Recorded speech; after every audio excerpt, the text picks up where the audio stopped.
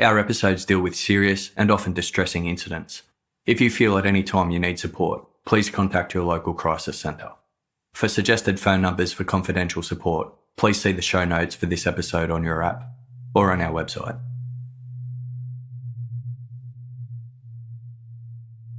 On Wednesday, September 29, 1982, in the Illinois suburb of Arlington Heights, 27-year-old US postal worker Adam Janus felt the symptoms of a cold coming on and decided to take the day off from work. After picking up his 2 children from preschool, he visited a local Jewel supermarket to purchase some pain relief medication. He chose a 50-capsule bottle of extra-strength Tylenol, an over-the-counter brand of paracetamol used to treat pain and fever. Adam returned home, ate lunch, then informed his wife he was going to take 2 Tylenol and lie down. When she went to check on him a short while later, she found Adam in bed, convulsing. Paramedics were called, and by the time they arrived to the Janus house, Adam's state had worsened significantly. He was completely unresponsive, his pupils were fixed and dilated, his breathing laboured, and his blood pressure was alarmingly low. They rushed Adam to Northwest Community Hospital. He arrived in a comatose state and died in the emergency ward shortly thereafter at 3:15 p.m. The hospital's medical director, Dr. Thomas Kim, declared Adam's cause of death as cardiac arrest, but was unsure what prompted the fatal condition in the otherwise young and healthy father. Dr. Kim struggled to explain his uncertain diagnosis to grieving members of Adam's family, and they left confused and devastated over their sudden loss. The group reconvened at Adam's Arlington Heights home to support his wife and children and begin making funeral plans. Later that afternoon, Adam's 25-year-old younger brother Stanley was overcome with a grief-induced headache. He informed his wife, 19-year-old Teresa, and the couple went in search of a remedy, finding a full bottle of extra-strength Tylenol on the kitchen counter. Stanley took 2 capsules, as did Teresa, as she also felt unwell. Minutes later, Stanley grasped his chest and collapsed to the floor. His eyes rolled back into his head as foam started pouring out of his mouth. By the time emergency services arrived near 7 minutes later, Teresa had also fallen violently ill and started having a seizure. Stanley's pulse weakened and his breathing became heavy and laboured. Once Teresa's seizure subsided, her body stiffened and her breathing decreased to just 4 to 5 intakes per minute, before she stopped breathing on her own altogether. Back at Northwest Community Hospital, Dr. Thomas Kim was getting ready to leave work for the day when a nurse informed him that the Janus family were being brought back in. Dr. Kim presumed something must have happened to Adam's parents, as they had been weak with distress over the unexpected death of their son that afternoon. The nurse explained, "No, it's his brother." Dr. Kim had met Stanley Janus earlier that day and was surprised to hear that the healthy 6-foot-tall young man had suddenly fallen ill, presuming he must have fainted from grief. The nurse informed him, "They are doing CPR, and they are working on his wife too." The remaining members of the Janus family were placed under observation in hospital, and even given their last rites in fear that they too would succumb to the unidentified illness that had struck Adam, Stanley, and Teresa.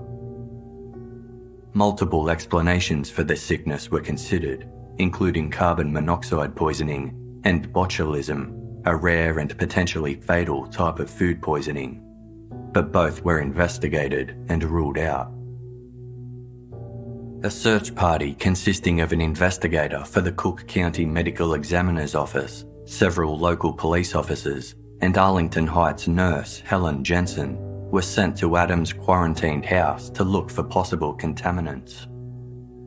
Nurse Jensen came across a bottle of Tylenol and recalled a conversation she had with Adam's grieving widow, who had explained that the last thing her husband did before falling unconscious was take some of the painkillers. Stanley and Teresa had reportedly taken some too. Suspecting that there was something wrong with the medication, Jensen confiscated the bottle and the search party returned to the Northwest Community Hospital, where they learned Stanley Janus had since passed away. His wife Teresa was in an extremely critical and unstable condition.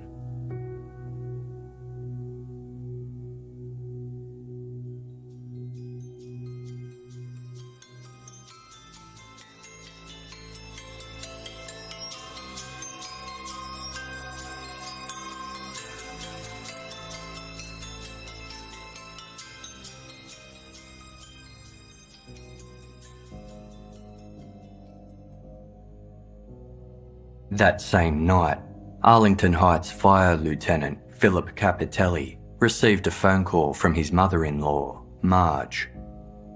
The daughter of her friend, Gina Kellerman, had died suddenly that morning, and she sought an explanation for the tragedy. The Kellermans lived in the neighbouring suburb of Elk Grove Village, so Philip rang a fellow firefighter who worked in the region, Richard Keyworth.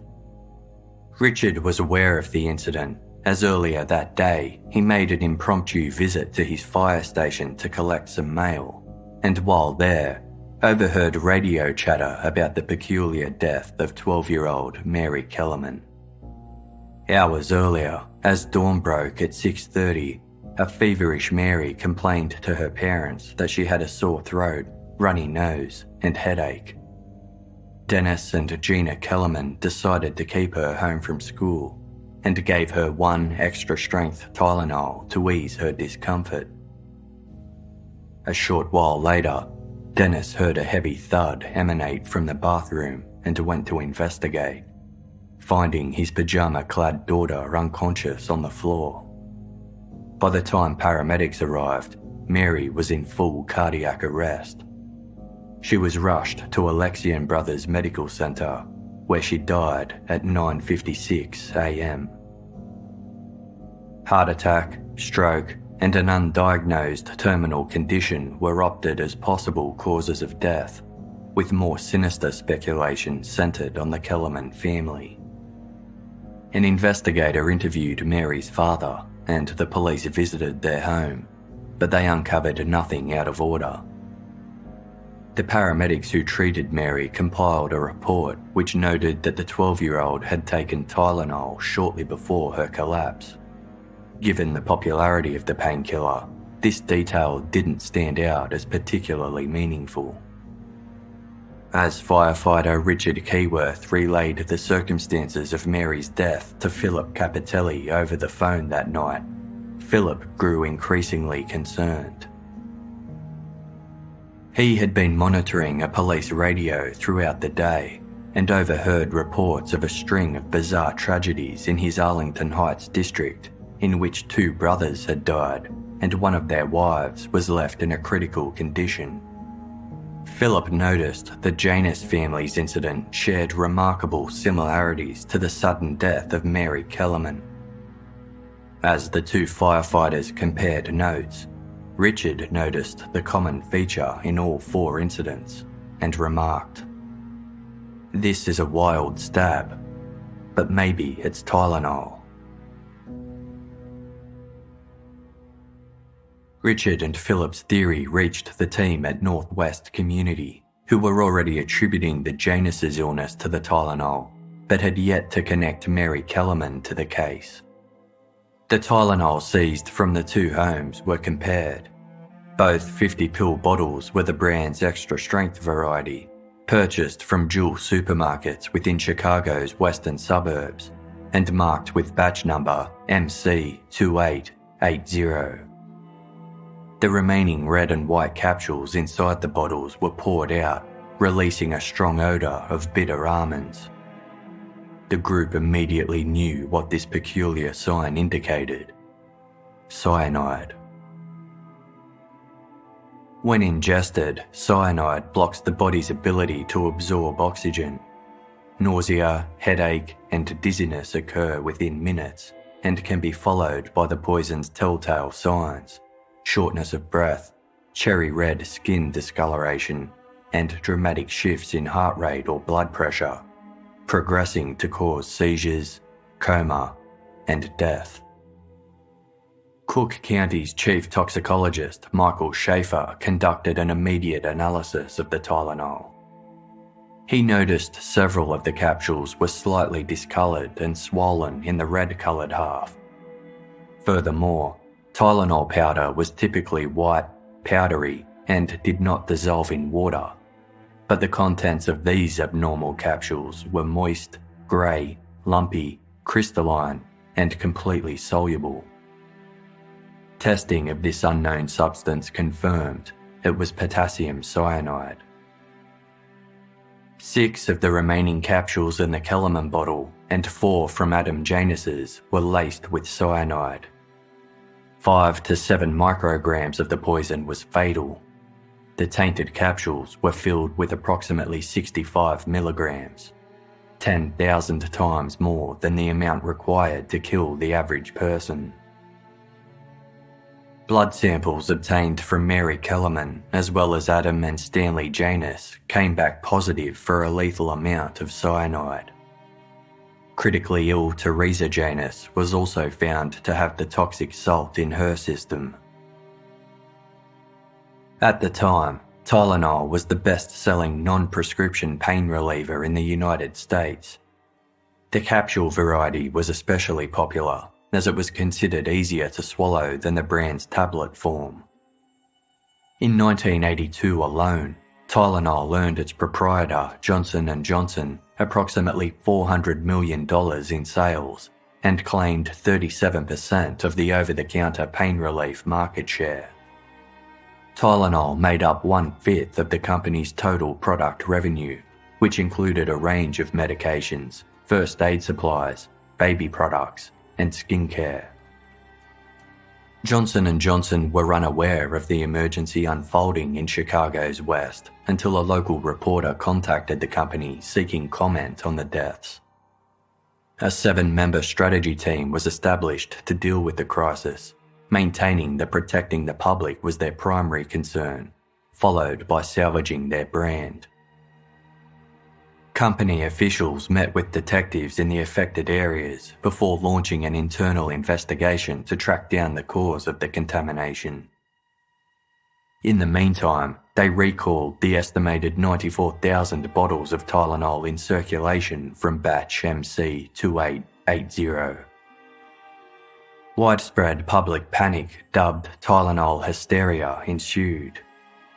The medical examiner's office was bombarded with phone calls from worried locals who had recently taken the painkiller, while paramedics were equipped with cyanide antidote kits as an influx of patients flooded regional hospitals reporting symptoms of poisoning.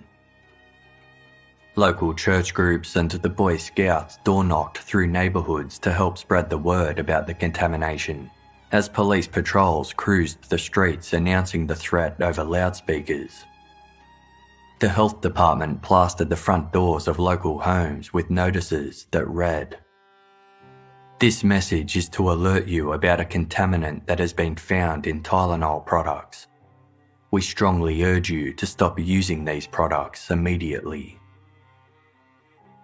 At Johnson & Johnson's Washington-based manufacturing plant, where batch MC2880 had originated, a quality control sample of the shipment's Tylenol powder was analysed and came back clean. Company representatives assured the public they did not store cyanide at any of their factories and were certain the contamination occurred elsewhere. Some speculated the poisoning was an intentional act of sabotage by a vindictive employee, but this was quickly curtailed by the company, who explained the majority of Tylenol's production was carried out by machinery. As news of the Tylenol poisoning spread, police departments and hospital staff throughout Illinois initiated inquiries into recent sudden or suspicious deaths in their regions that might be linked. 2 cases emerged, one in Elmhurst and the other in Winfield.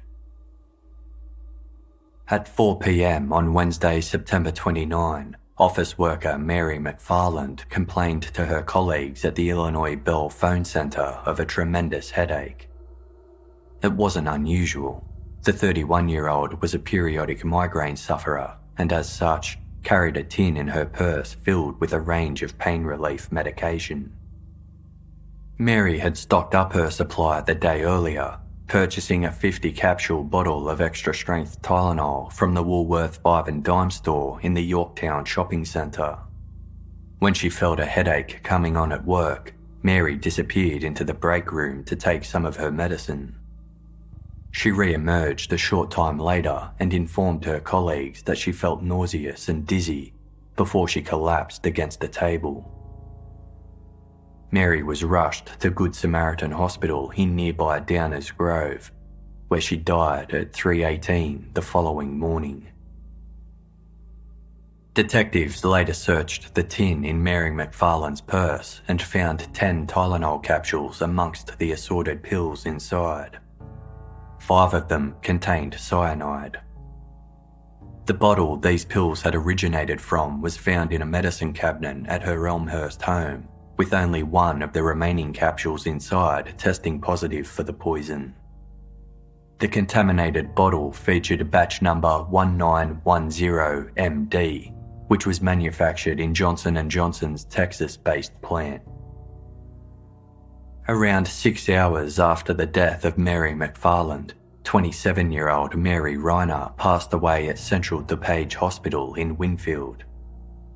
The mother had only just given birth to her 4th child, a baby boy, at the same hospital 6 days earlier.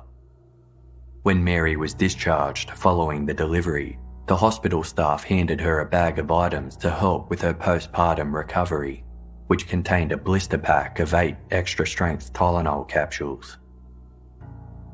On the afternoon of Wednesday, September 29, Mary consumed 2 of the capsules and was struck with nausea and dizziness. Her symptoms quickly worsened, and she died the next day. 4 of the remaining 6 Tylenol capsules in her blister pack were found to contain cyanide. Initial media reports linked Mary Reiner's death to a bottle of regular-strength Tylenol she had purchased earlier that day. However, Scott Bartz, author of The Tylenol Mafia, concluded the capsules responsible were the extra-strength variety from the hospital blister pack. In his book, Bartz explained that when Mary returned home from the store with her Tylenol bottle, she swallowed 2 pills from the blister pack before emptying the remaining 6 into the regular-strength bottle. None of the regular-strength capsules contained cyanide, meaning the bottle had not been tampered with. How the blister pack came to be contaminated remained unclear.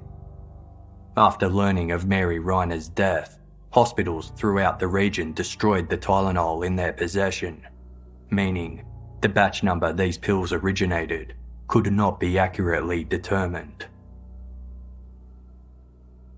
As anticipated, blood samples taken from Mary McFarland and Mary Reiner came back positive for a lethal amount of cyanide, increasing the Tylenol death toll to 5.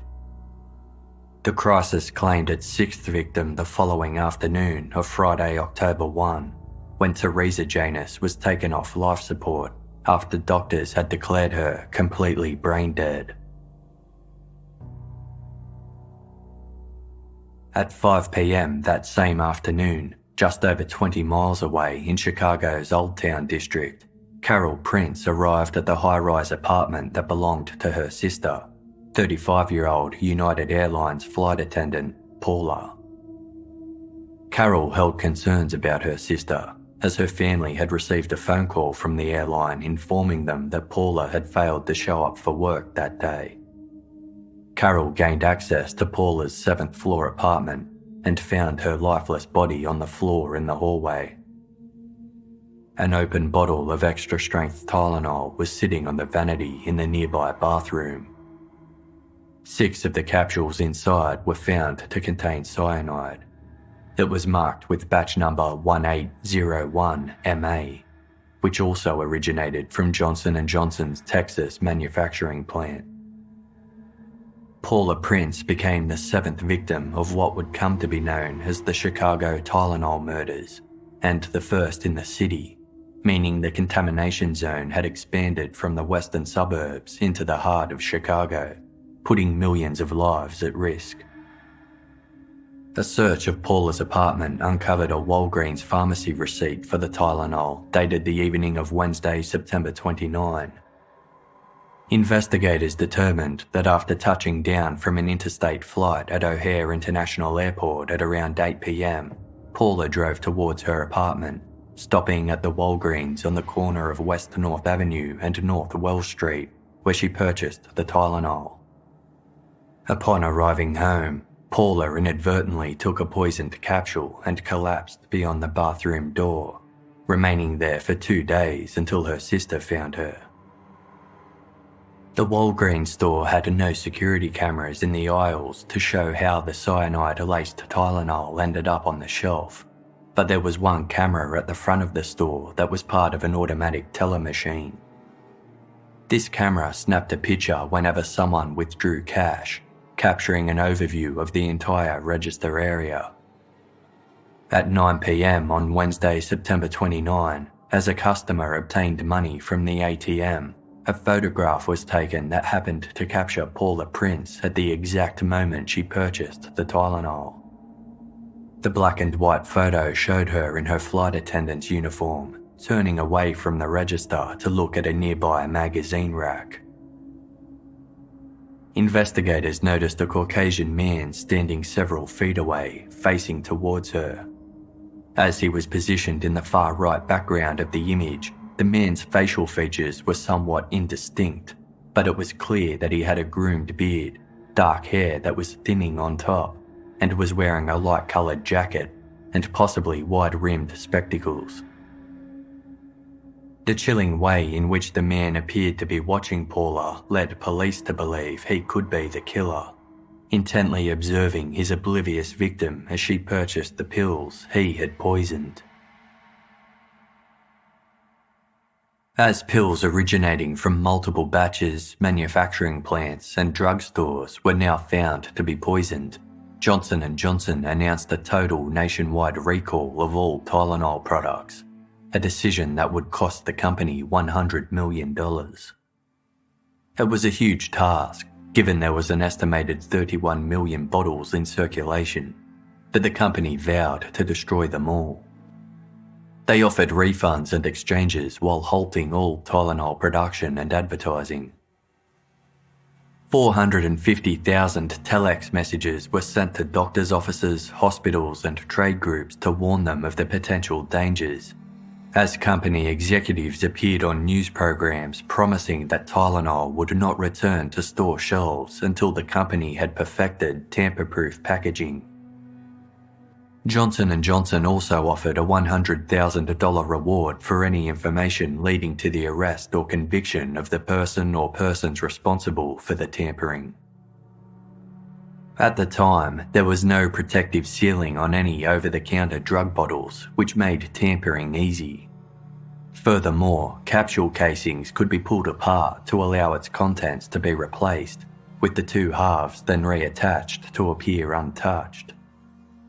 Investigators noted that some of the poisoned capsules were put together more artfully than others, leading them to believe that either 2 or more people were involved, with some working more carefully than others, or that it was the work of just one person who didn't have much patience.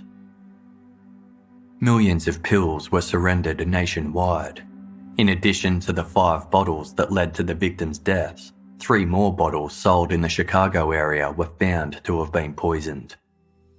2 were handed in by customers, while the other was found in an Osco drugstore in the northwestern suburb of Schaumburg. The recall was a success, bringing an abrupt end to the crisis and ensuring the death toll ended at 7.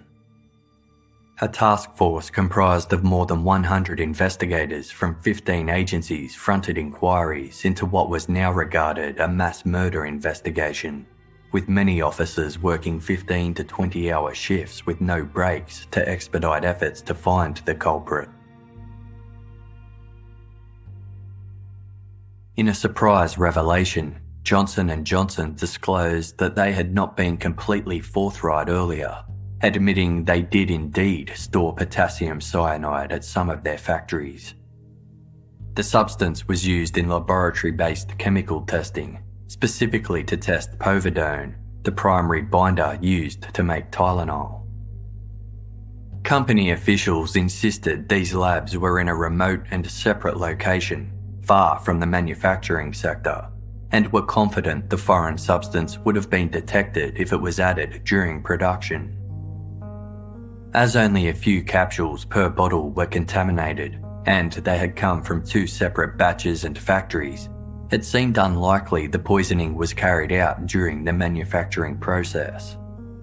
Nevertheless, investigators interviewed current and former staff, as well as their friends and families, but failed to identify any disgruntled suspects who had a deadly vendetta against the company. The contaminated Tylenol bottles were manufactured in Washington and Texas in August, before being dispersed nationwide to approximately 100 distributors, who then turned them over to around 11,000 retailers. As none of the victims knew one another, and the crisis was isolated to the Chicago area, it seemed likely that the tampering occurred after the Tylenol was shipped to Illinois, but before it was purchased by the victims. Employees at each of the stores that sold the poisoned pills were questioned, as were the janitors, delivery men, and maintenance personnel who had access to the stores, but no arrests were made. Many theories arose, including that the crimes were committed by one of Johnson & Johnson's competitors, or someone who stood to profit from investing in the safety packaging industry. Recently released prison inmates, psychiatric patients, and a Puerto Rican terrorist group were also investigated as possible suspects. It was even speculated that the murderer only intended to kill one of the victims, but carried out the widespread contamination as a cover-up. Consequently, several of the victims' family members, friends, and associates were questioned, but they too were eventually cleared.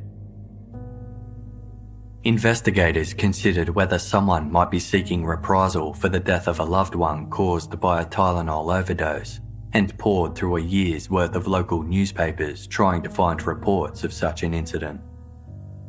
Failing to uncover anything, they scanned the papers for something that could give significance to the date of the murders, but once again found nothing of interest. In the meantime, a police hotline rang off the hook as callers offered up thousands of leads, but the process of sifting through this information was hampered by pranksters, false confessions, and psychics detailing their dubious visions.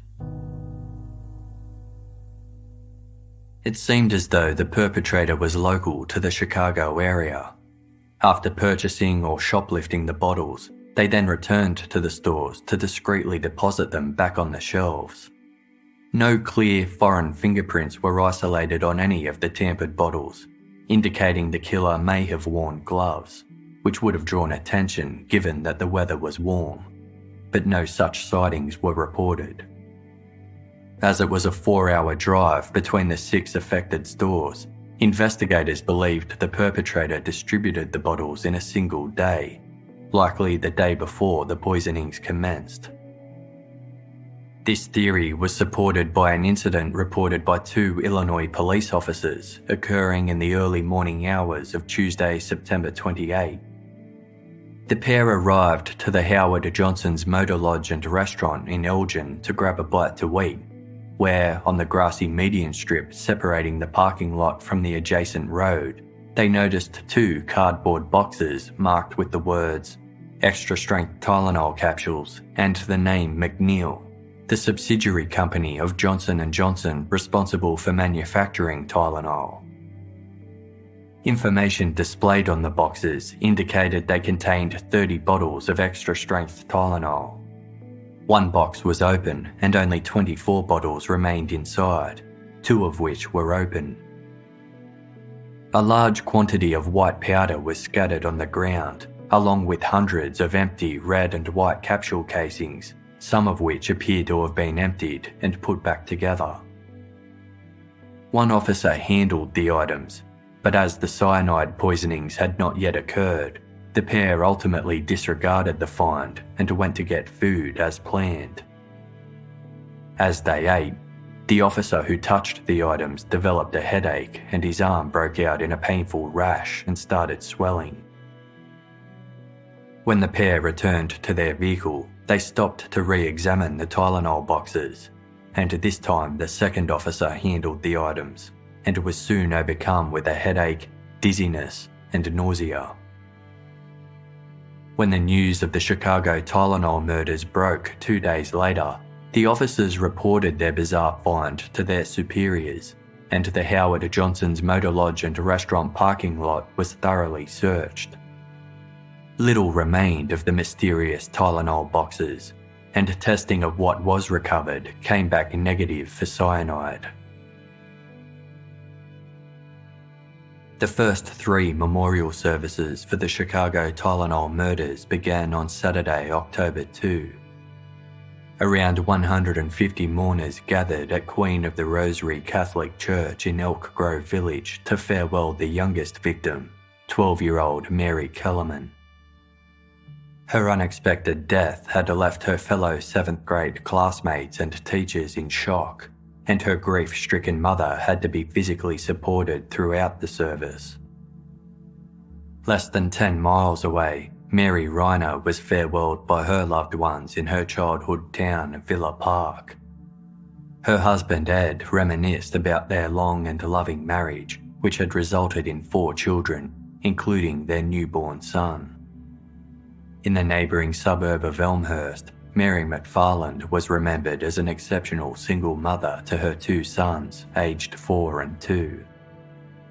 Friends and colleagues spoke of the positive impact she had on others, from her sense of humour to her work ethic, describing her as a good person and a good friend.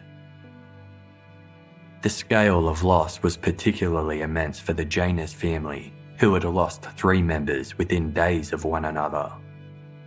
On Tuesday, October 5, a joint funeral service was held for Adam, Stanley, and Teresa. Adam's 4-year-old daughter kept her hand on her father's casket as the Catholic Archbishop of Chicago blessed all 3 victims and said, "This is a great tragedy and loss. I wish as your pastor that I could relieve you of your burden of sorrow, but I can't." At the same time, a funeral was held for Paula Prince in her hometown of Omaha, Nebraska. Detectives staked out each of the funerals, on the lookout for anyone uninvited, out of place, or otherwise acting suspiciously. Although several people caught their attention, nothing further developed.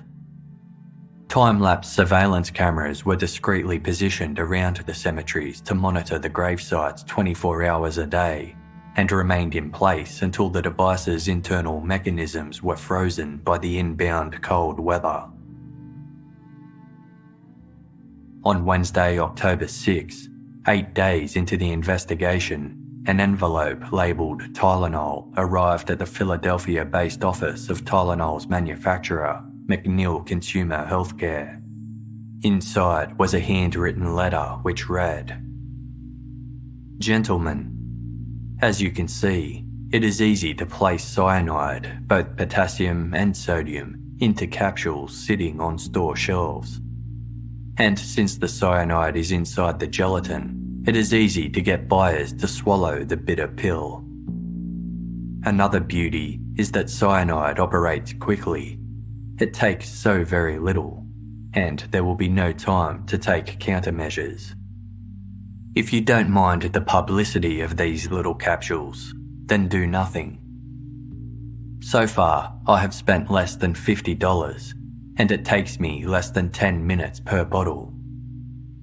If you want to stop the killing, then wire $1 million to bank account 8449597 at Continental Illinois Bank, Chicago.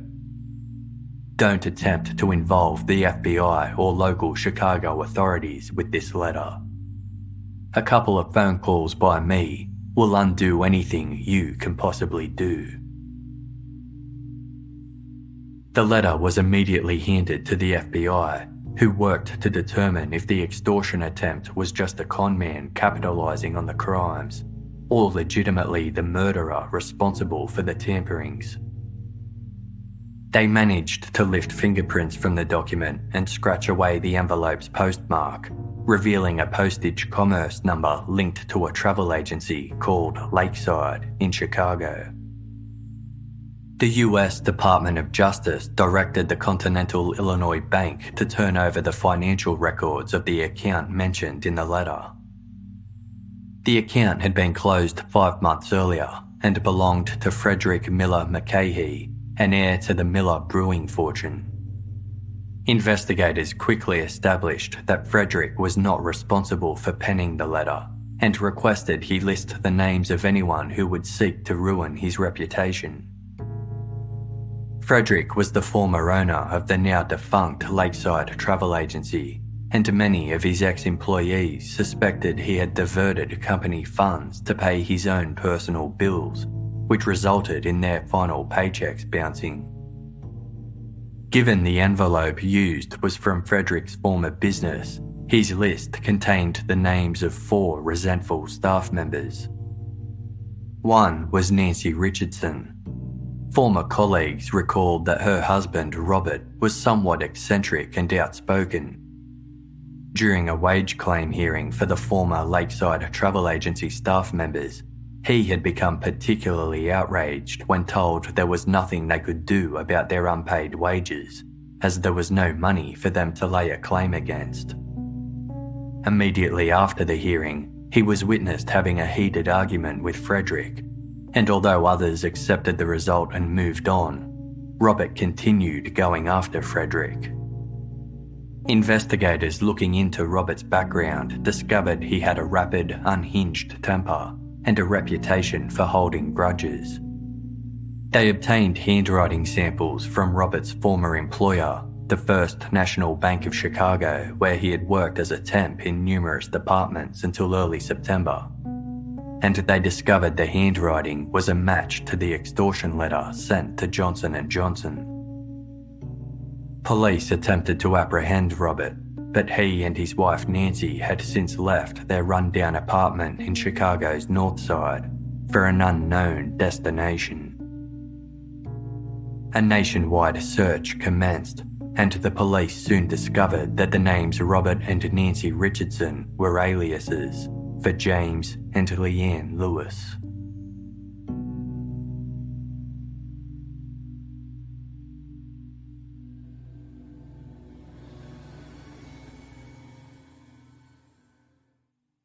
Selling products online can be a hassle.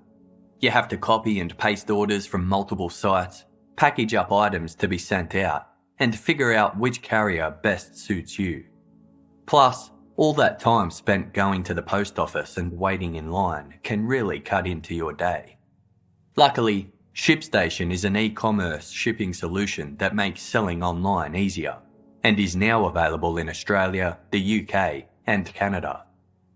ShipStation works with all of the major shipping carriers, including Australia Post, FedEx, UPS, and many more, allowing you to select the best shipping option for you and your customer. Plus, ShipStation offers discounted shipping rates usually reserved for Fortune 500 companies, so whether you're a small one-person shop or a large warehouse, you'll always pay the lowest possible rate.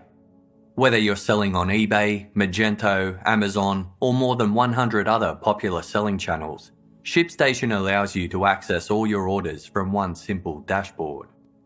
And right now, Casefile listeners get to try ShipStation free for 60 days when you use promo code Casefile. See for yourself why ShipStation is rated number 1 by online sellers in the US. Just visit ShipStation.com. Click on the microphone at the top of the homepage and type in Casefile. That's ShipStation.com, then enter promo code Casefile. ShipStation.com. Make ship happen. Recently, I had to fly interstate, and what made the travel experience so much easier was the fact that I had my away carry-on suitcase with me.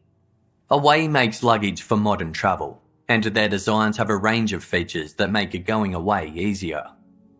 Their carry-on suitcase has a lightweight, durable shell, 4 360-degree spinner wheels, TSA-approved combination locks, and a removable laundry bag. Because there's an inbuilt compression pad that helps you fit more in, I was able to carry my luggage on board and didn't need to worry about checking it in. Plus, the suitcase's optional ejectable phone charger meant I could keep working on Casefile while waiting at the airport. For listeners who want even more packing space, Away also makes a bigger carry-on case that's sized up to make the most of the overhead bin. Away offers a 100-day trial on all their products, meaning you can travel with your case, and if you decide it's not for you, you can return any non-personalised item for a full refund. There's also free shipping on any Away order within the contiguous US, Europe and Australia. Right now, Away has a special offer for Casefile listeners. For $20 off a suitcase, visit awaytravel.com/casefile and use promo code Casefile during checkout. That's awaytravel.com/casefile and use promo code Casefile at checkout to receive $20 off your next suitcase. There's no question that a made-to-measure suit always looks and fits better than generic off-the-rack options. But buying tailored clothes can be expensive and time-consuming. Luckily, Indochino is making made-to-measure menswear attainable. Indochino makes suits and shirts to your exact measurements for unparalleled fit and comfort. There's a wide selection of high-quality fabrics and colours to choose from, plus the option to personalise details, including your lapel, lining, pockets and buttons. If you're planning on getting married, Indochino has tons of options to help outfit your wedding party. I recently bought an Indochino shirt and loved how easy the website was to navigate. It has a nice, clean design that makes shopping easy. Instead of choosing a size, just select your purchases, then head to checkout, where a step-by-step video takes you through the measuring process so you get the perfect fit. It's the best system I've seen for ordering clothes online. This week, listeners of Casefile can get any premium Indochino suit for just $369 at Indochino.com when entering Casefile at checkout. That's 50% off the regular price for a made-to-measure premium suit. Plus, shipping is free. That's Indochino.com, promo code Casefile, for any premium suit for just $369 and free shipping. That's an incredible deal for a premium made-to-measure suit. Once you go custom, you don't go back.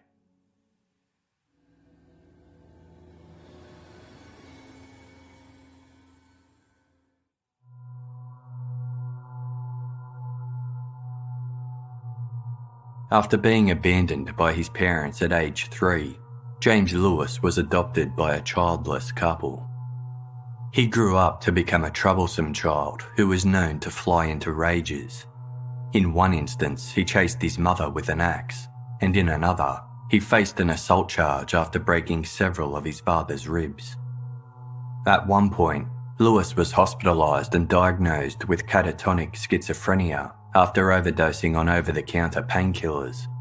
But he later claimed his suicide attempt and violent behaviour was simply a plan concocted by his family to avoid him being drafted to fight in the Vietnam War. Despite the dysfunction in his home life, Lewis enjoyed school and received good grades, later attending the University of Missouri where he met his future wife, Leanne. The pair were staunchly devoted to one another and cultivated a comfortable life, both working as bookkeepers at a tax service, until Lewis exploded at the business owner over a trivial matter, prompting the couple to leave.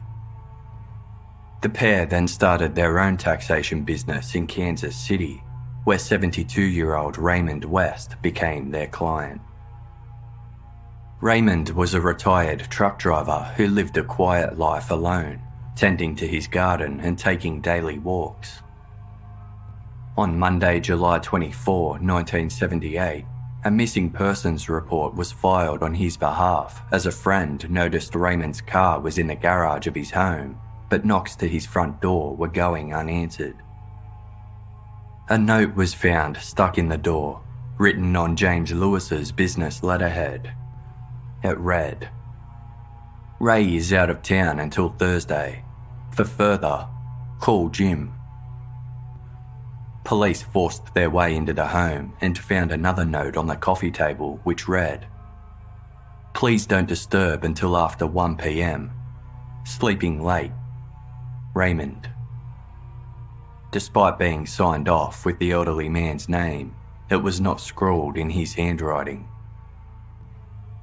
3 weeks later, on Saturday, August 14, police conducted a second search of Raymond's house. A foul odour lingered inside, and they uncovered bloody bedsheets in the bedroom. In the basement was a blood-stained lawn chair along with a garbage bag containing Raymond's toupee and eyeglasses. In an upstairs room, officers noticed a foot-long stain running from the ceiling down the wall and made their way into the attic to determine its source. There, they found Raymond's decomposed and dismembered body, partially wrapped in sheets and garbage bags. His legs had been severed at the hip joint and placed alongside his head. Due to the state of his remains, a cause of death could not be established. Investigators discovered $5,000 had been withdrawn from Raymond's bank account and paid to James Lewis, who was promptly arrested. He maintained the payment was a business expansion loan, which seemed unusual given Raymond was known to be tight with money. Lewis was released from police custody and permitted officers to search his home and vehicle, where they found 20 feet of knotted white rope, a garbage bag, and a black case containing papers and checks bearing Raymond's name. He was arrested again and charged with Raymond West's murder, a crime which he vehemently denied committing. In October 1979, days before his trial was set to begin, Lewis's defense counsel argued that the police had no probable cause to arrest their client in the first instance, and that he wasn't read his Miranda rights at the time.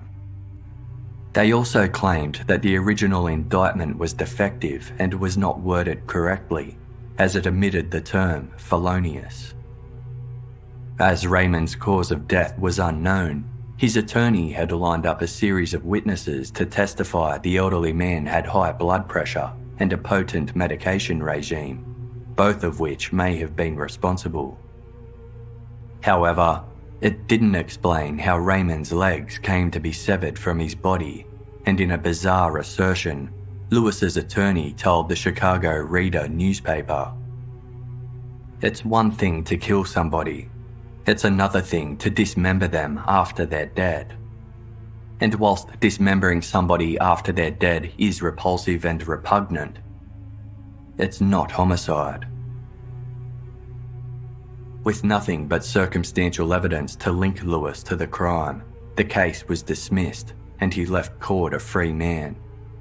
Prosecutor James Bell told reporters that it was, quote, "one of the most mysterious, confusing, befuddling, complex, and probably one of the most difficult cases I ever handled."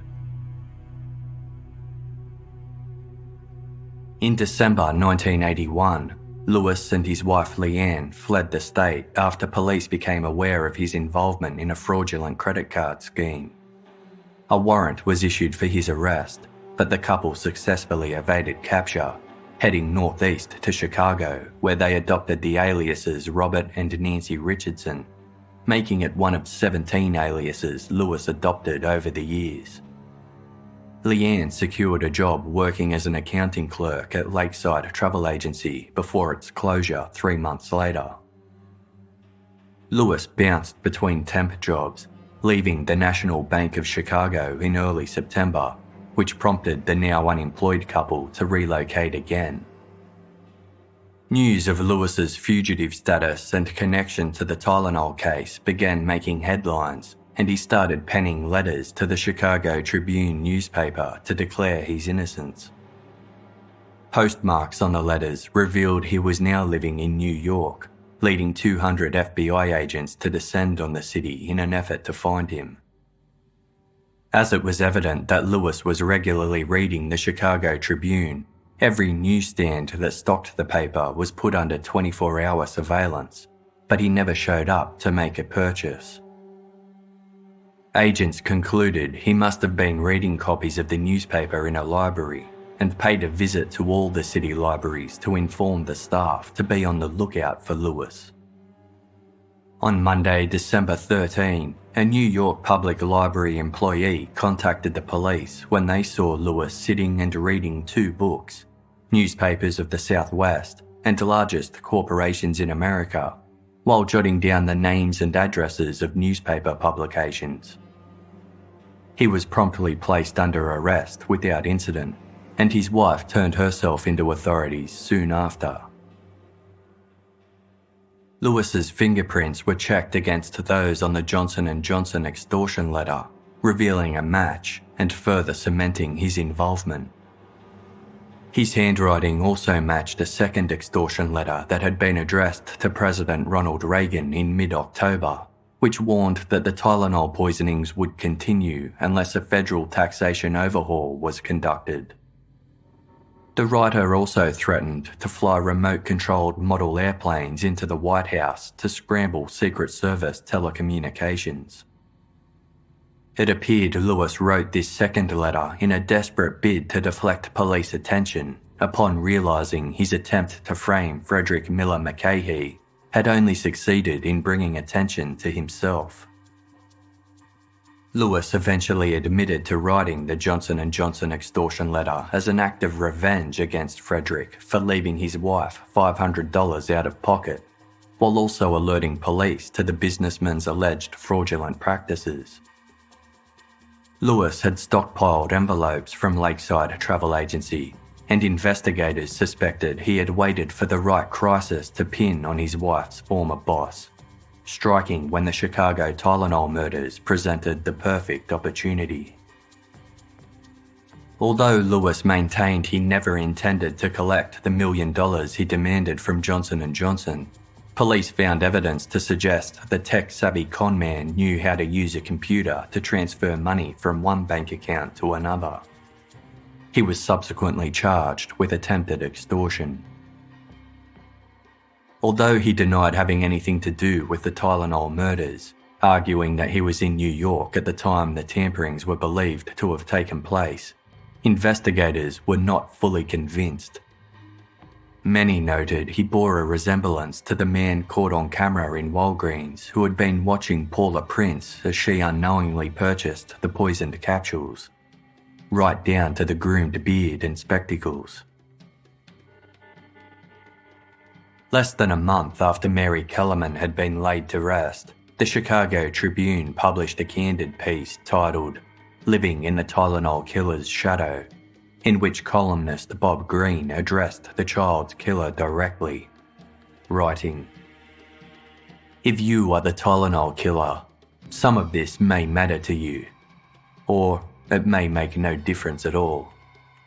If you are the Tylenol killer, though, you may be harbouring just the vaguest curiosity about the people on the other end of your plan, the people who were unfortunate enough to purchase the bottles you had touched. If you are curious, come to a small house on a quiet, winding street in Elk Grove Village, Illinois.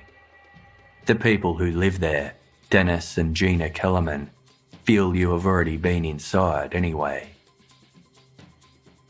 The piece went on to describe the crushing guilt felt by Gina for purchasing the Tylenol that ended up taking her daughter's life.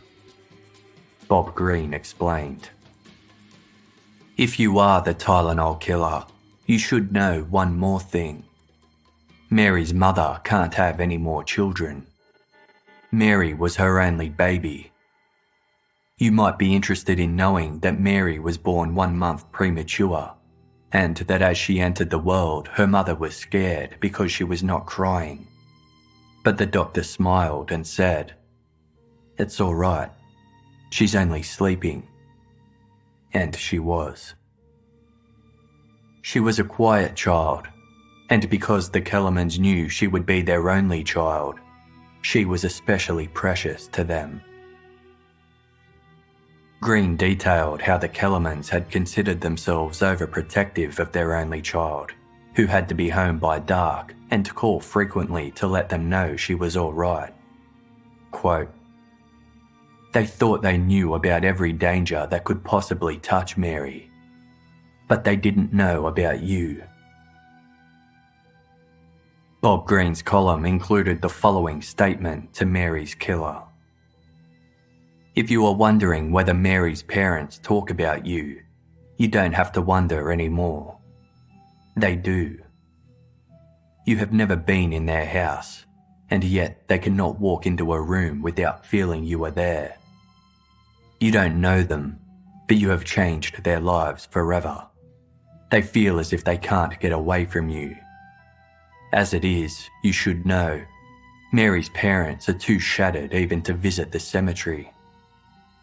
Mary is buried at St. Michael the Archangel in nearby Palatine, Illinois, and they wish they could go to her grave. But they can't. The hurt is too deep, and you are keeping them even from that." Written with the full permission of the Kellerman family, Bob Green's emotional piece had actually been commissioned by the Tylenol task force in the hopes it would compel the unknown killer to visit Mary's grave.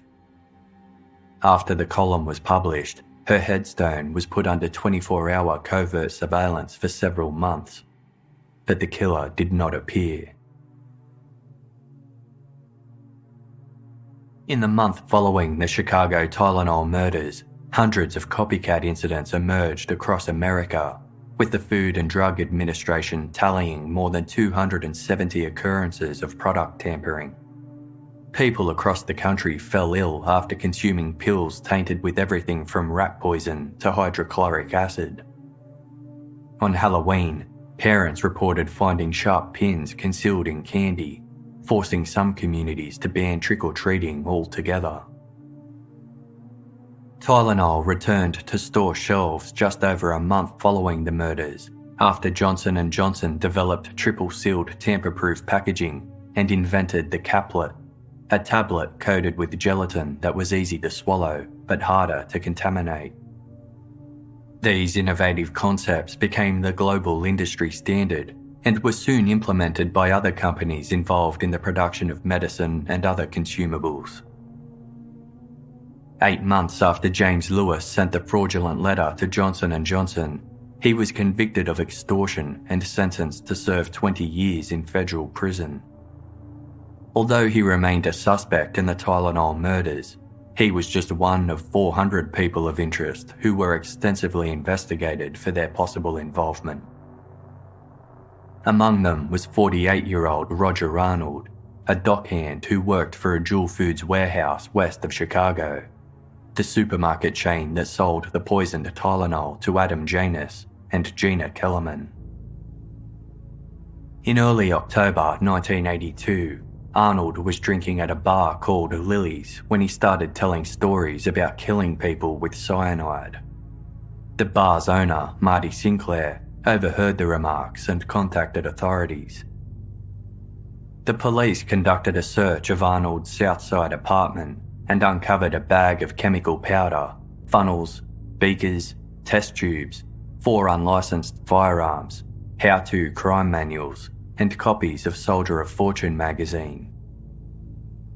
Arnold was arrested and questioned for 3 days in relation to the Chicago Tylenol murders, during which he professed his innocence and told officers, "I'd like to be in on the homicide of the guy that turned me in for what he did to me." The powder found in Arnold's apartment was determined to be potassium carbonate, a relatively harmless salt used in the production of glass and soap. He refused to say what the chemicals were used for, but asserted it was for nothing illegal. He was ultimately released without charge, but the notoriety of having been considered a suspect in the case took a huge toll on his reputation. Colleagues gave him the unwanted nickname Tylenol Kid, and his local community kept their distance, eyeing him with constant suspicion. Overwhelmed by the profoundly negative impact the single tip-off had on his life, Arnold sought revenge on the person who gave his name to the police. 8 months later, on the night of June 17, 1983, he drove to Lily's bar and confronted the owner, Marty Sinclair, telling him, "You turned me in," before shooting him at point-blank range. However, in a case of mistaken identity, Arnold had not shot Marty Sinclair at all.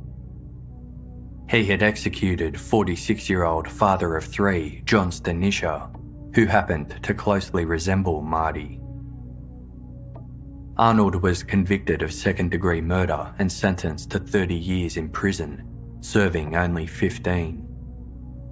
Prior to his death in 2008, he expressed remorse at his botched act of revenge, remarking, "I killed a man, a perfectly innocent person. I had choices. I could have walked away."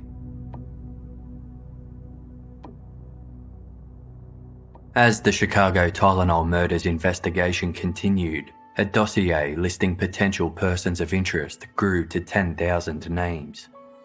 A special computer program was created to collate the hundreds of reports taken by the various police departments, which would alert officers to important discoveries, like when an individual was mentioned in multiple reports, or a common thread was recognised. Despite these efforts, with no direct connection between the victims and no motive, crime scene, or useful evidence, investigative options were limited. FBI criminal behaviour specialists were given the task of developing a psychological profile of the killer, and although they couldn't come up with a unanimous result, they agreed that the perpetrator was likely male, aged in his 20s or 30s, well above average intelligence, meticulous in his personal habits, and a loner who may hold a disdain for women. The specialists were perplexed to discover that the perpetrator hadn't left behind a message or any type of indicator to draw conclusions from, making it particularly difficult to establish their rationale. One psychologist concluded that the killer likely believed they had a perfectly good reason for committing the crimes, but might never justify it to anyone else. It was his opinion that normal investigative procedures were not going to work in this situation, and the person responsible was likely never going to be found. Nevertheless, politicians and senior police personnel continued to mask the dire status of the investigation by implying progress was being made. Frustrated by these false claims, Illinois police called a press conference to admit they knew nothing more now than they did when the first murders took place. These comments caused an immediate backlash, and when Chicago Police Superintendent Richard Brezek was asked by his superiors to justify the remarks, he answered, "Because it's the truth. You're bullshitting the people and they're terrified out there. Stop giving them false hope. Tell them the truth." By November 1982, the Tylenol task force had been reduced from 115 investigators to approximately 50, and by March the following year, the police tip line had been disconnected.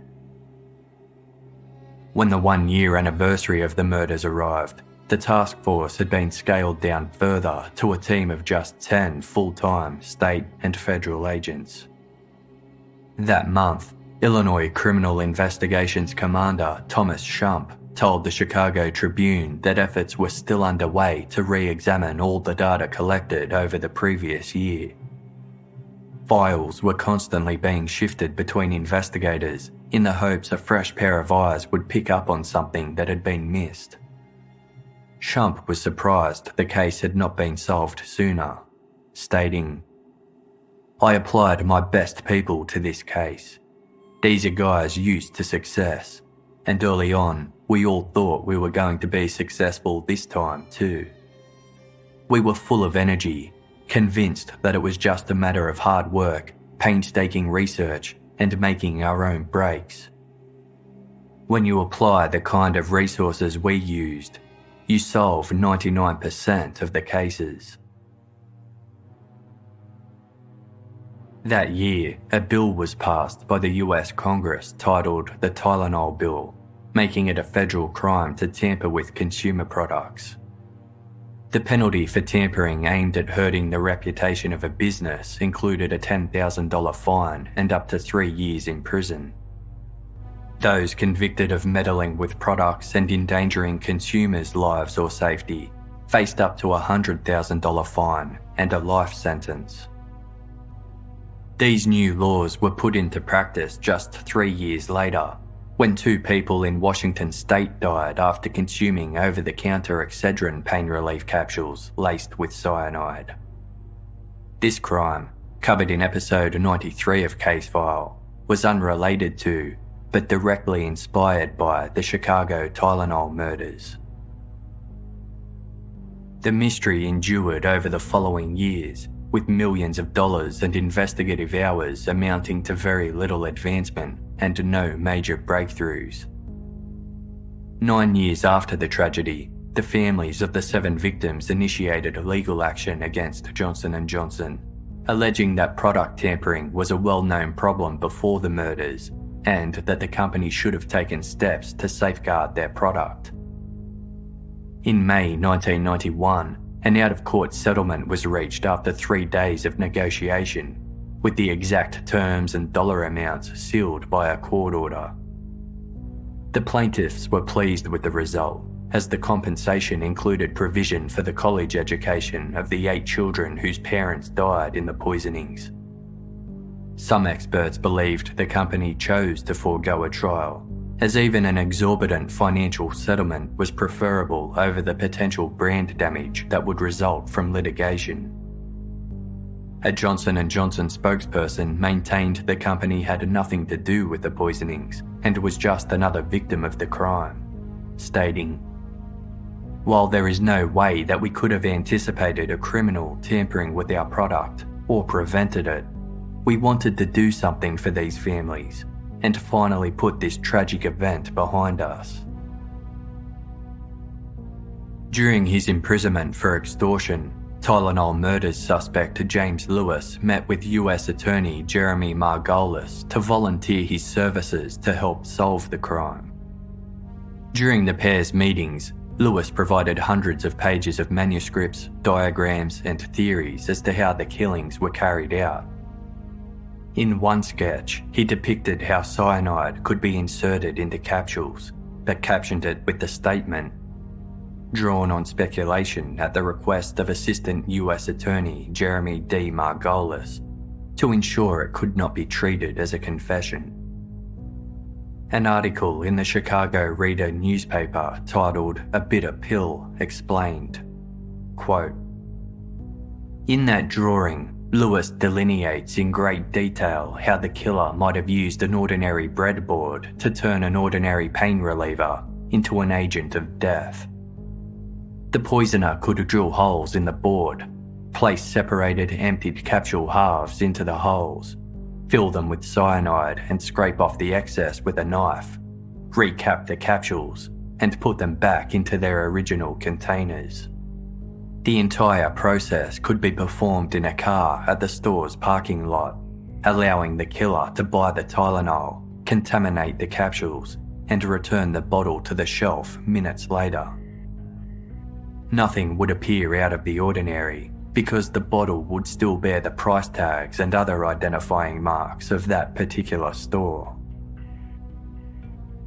Despite all the information Lewis provided, he never directly implicated himself in the crimes. In 1995, after serving 13 years of his 20-year prison sentence, he was released on parole. 9 years later, in 2004, he was charged with rape, kidnapping, and other offences in relation to the attack of a woman in his apartment building. On the day this trial was due to commence in July 2007, The district attorney's office announced they were dropping the charges because the victim refused to testify. On the 25th anniversary of the Chicago Tylenol murders in September 2007, James Lewis published a post on his web design and programming business website, CyberLewis, which read, "In a quarter of a century, I have not been able to escape the Tylenol man label. A Google search of James Lewis Tylenol yields over 240,000 documents, and the list is growing. After 25 years of cringing in fear, I am tired of hiding in silence. I will not run and hide anymore. I will now face this controversy head on. After 25 years, the Tylenol murders remain unsolved. I have lived a long, bizarre life, and I have seen a lot. Yet I am literate and lucid enough to view and describe, compare and contrast hugely diverse worlds, cultures and topics without a moment of boredom, all with an eye to professionalism, demographics and marketability. Plus ears and heart sensitive to good taste and victims' feelings." 2 years later, in early 2009, Department of Justice investigators stated publicly that although they didn't have enough evidence to charge James Lewis, they were confident he was responsible for the Tylenol murders. In February 2009, federal investigators executed a search warrant at Lewis's first-floor apartment in Cambridge, Massachusetts, where he had lived since his release from prison in 1995. After searching the residence and a nearby storage facility, 5 boxes full of evidence and a late-model Macintosh computer were seized. Teresa Janus's brother, Walter, said he hoped the search would finally provide police with enough information to lead to an arrest, especially considering his father was about to celebrate his 80th birthday and longed to see his daughter's killer behind bars. Walter said, "They always told us that cases like this never go into the cold file, that they just don't always get the attention they deserve. All we can do is hope. We'd like to bring it to closure." The search failed to uncover any evidence to effect an arrest, but investigators were still unwilling to rule Lewis out as a suspect. In January 2010, both he and his wife were ordered to submit DNA samples and fingerprints to authorities after a closed-door court hearing, though these submissions also did not lead to his arrest. Lewis maintained he was just a scapegoat for incompetent police who were unable to find the real Tylenol killer, but others remained convinced of his guilt, with Chicago attorney Anton Valukas stating, "I believe that the evidence which was out there would lead a rational person to conclude that Lewis was in fact the murderer."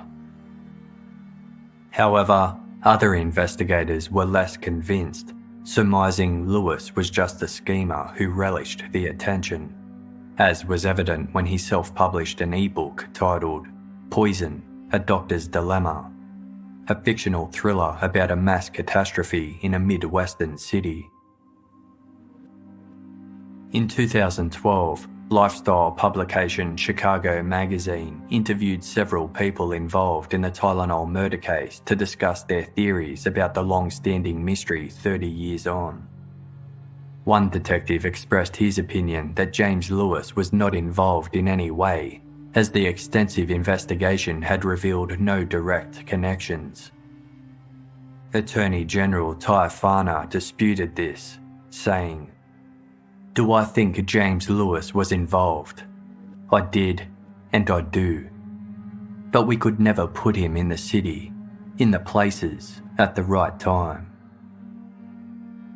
This was mirrored by Chicago Police Department Lieutenant August Lacallo, who worked in the violent crime squad during the Tylenol murders. He said, "Lewis is a con man, and he'll do anything to get to his goal. I really believed he might have killed somebody, but they couldn't put anything on him." Lewis remained in the large pool of suspects, which at one point included infamous Unabomber Ted Kaczynski. Kaczynski's first 4 acts of domestic terrorism occurred in the Chicago area, and he occasionally stayed at his parents' home in Lombard, Illinois. He denied any involvement in the crime, and investigators weren't fully convinced, as it didn't entirely fit his MO. When the Chicago Tylenol murders occurred in 1982, there was an almost immediate impact on Wall Street, with Johnson & Johnson's $5.4 billion stock plummeting and their market share collapsing from 35% to 8%. Nevertheless, the company's swift actions to contain the emergency garnered praise from the media and the public. A Washington Post newspaper article published the month following the deaths stated, "Johnson & Johnson has effectively demonstrated how a major business ought to handle a disaster." After investing more than $100 million, Johnson & Johnson relaunched the Tylenol brand and regained a 30% share of the market before resuming its #1 spot as America's top-selling over-the-counter pain reliever. In 2003, Fortune magazine named the company's then CEO, James Burke, as one of history's 10 greatest CEOs for his handling of the crisis. Skeptics and cynics have since viewed the company with a far more critical eye. As Johnson & Johnson initially lied about storing cyanide at their Tylenol manufacturing facilities, many theorists believe the company was somehow responsible for the contamination and went to great lengths to cover it up by encouraging the lone tamperer theory. To this day, the Chicago Tylenol murders remains one of the most notorious unsolved crimes in American history. Psychologists remain perplexed by the unknown killer, whose motive remains a point of contention. Investigators are uncertain whether the crimes were a meticulously orchestrated and targeted murder or an act of domestic terrorism. James Zagel, former director of the Illinois Department of Law Enforcement, has spoken of his hope that the case will one day be solved, noting, "We've solved other crimes a year, 2 years, 20 years afterwards. I have not given up hope or lost optimism. Sometimes you have to admit you've lost, but that's not the case with the Tylenol deaths." Authorities maintain the case is still active. The families of the victims live on without justice. 6 months after the murders, Mary Reiner's husband Ed told reporters that the couple's 2-year-old son would look at photographs of his mother and ask when she was coming home. Ed explained, "I tell him she's in heaven now. I still don't understand why something like this happened, and I don't think I ever will." On the crime's 1-year anniversary, Teresa Janus's mother, Helen, explained that while their house used to be full of life and parties, it was now empty. She kept a shrine of photographs to remember her daughter and son-in-law, remarking, "It always hurts inside." 2 decades on, Mary Kellerman's grandmother, Patricia, spoke of the continuing grief, stating, "It's still devastating to the family, especially when they haven't caught who did it. I'm sure a lot of people have forgotten it, but I can tell you that the families still remember." This sentiment was shared by Joseph Janus, who lost 2 of his brothers to the Tylenol poisonings, and said, "It never goes away. It stays in your chest." In an interview with the Chicago Tribune in 2009, Mary McFarland's brother, Eliason, explained how he can no longer stomach even looking at a box of Tylenol. Quote, "I now think of Mary not being here, what she's missing. Her son's growing up, a granddaughter being born, a daughter-in-law she would have loved." A colleague of Paula Prince remembered her as a vivacious woman with a gorgeous smile. and spoke of the unknown killer. Quote, "That guy stole all her dreams, her life, her future. He just destroyed it all. Just poof, one pill. What makes a man do something like that?" In the early days of the Tylenol investigation, Illinois Criminal Investigation Commander Thomas Shump told the Chicago Tribune, "The first thing you look for in any murder is motivation. In 99% of the cases, it's relatively easy. A husband, wife, lover, boyfriend is involved, or narcotics are involved, and you are on your way to solving it. But with Tylenol, there was never a message left behind. It's so important to know why. What was the message? What was the reason?